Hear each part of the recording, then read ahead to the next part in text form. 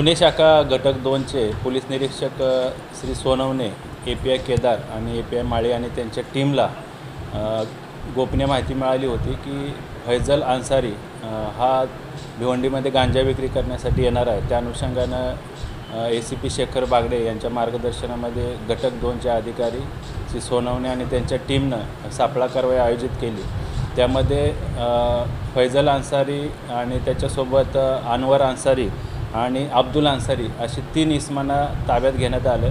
त्यामध्ये अनवर अन्सारी याच्या घरामधून आणि ताब्यात घेतलेल्या 2 इतर संशयित इसमांकडून एकूण जवळपास 74 किलोचा गांजा अंमली पदार्थ हस्तगत करण्यात आला, जप्त करण्यात आला। त्याची अंदाजे किंमत 37 लाख रुपये आहे। त्या अनुषंगानं भोईवाडा पोलीस स्टेशन येथे गुन्हा दाखल करण्यात आला असून सदरच्या आरोपींना मान्य न्यायालयामध्ये आज हजर करण्यात येणार आहे।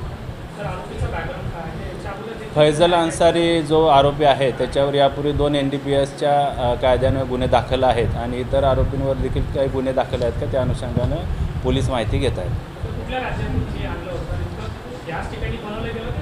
प्राथमिक चौकशीमध्ये फैजल या आरोपीनं सदरचा गांजा हा ओरिसा राज्यातून आणल्याची प्राथमिक माहिती मिळाली।